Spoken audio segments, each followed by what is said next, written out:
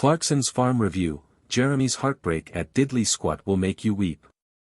Oh, to be in charge at Prime Video. Imagine spending $465 million on a Lord of the Rings remake that hardly anyone appeared to actually enjoy, when it turns out that sticking a few cameras on a tractor while a famous curmudgeon tries to explain the impossibilities of farming in Britain today will give you the biggest show on the platform. That is, in the UK, at least. We'll have none of your explosive charismatic movie star Mr. and Mrs. Smith remakes, thank you very much.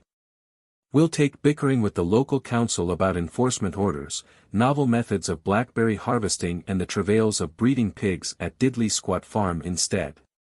Actually, hold that last thought, because I may still regret my emotional investment in the third season of Clarkson's Farm. The whole series begins with a warning, in fact. Everything that could go wrong has gone wrong, says Clarkson, gravely. It's the council, it's the weather, it's the climate, it's the war in Ukraine. It doesn't rain for weeks. Then it doesn't stop raining. Things break, crops fail and animals have to go, in more ways than one. In among all that bucolic loveliness, this is a relentless and unforgiving grind. But that is one of the many reasons this series has been so wildly popular. It gives the layperson a straight-talking account of what farming in Britain is like.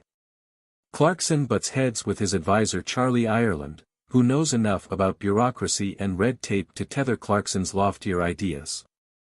Want to make jam and sell it? There are rules for that. Want to repair an old dam? There are definitely rules for that. The general pattern is familiar to anyone who has seen the previous two series. Clarkson decides he wants to try something new, much to the despair of Ireland, and the barely disguised disgust of his former assistant Caleb Cooper, who has earned a promotion to farm manager. Clarkson tries it anyway, it causes a bit of chaos, then everyone goes on with their business. There is a sense, though, that things feel more sober and serious this time around.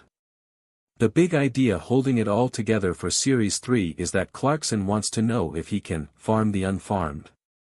Roughly half of his 1,000 acres are given over to arable farming, while the other half consists of woodland, hedgerows and wildflower meadows. Can he make money from that side? He puts the taciturn Cooper in charge of the traditional farming, and himself in charge of the unfarmed farming, and turns it into a competition. This leaves lots of opportunity for it to devolve into farce, and it really is often very funny indeed. Cooper, in particular, has a dry wit that deflates Clarkson's naive idealism. Just don't put him in charge of a hovercraft for all of its slapstick and silliness, though. Clarkson's Farm stealthily asks big and sometimes difficult questions. Can a farmer love their animals and also happily send them off to slaughter? There is a philosophical discussion about it. When it comes to chemical fertilizers, does long-term thinking need to be prioritized over short-term gains?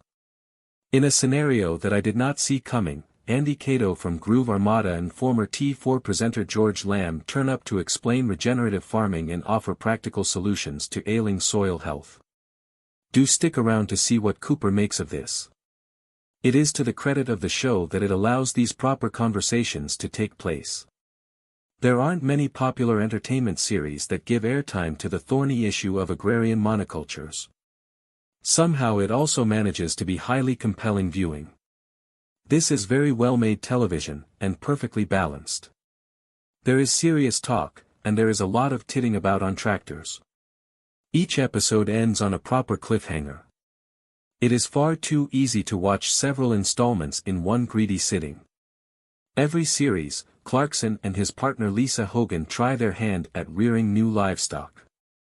This, reluctantly, brings me back to the pigs. Much of Clarkson's Farm operates in a world of stiff upper lips, but there are a couple of events which cause those lips to wobble. Just as Clarkson is congratulating himself on getting over his sentimental attachment to his animals, catastrophe strikes.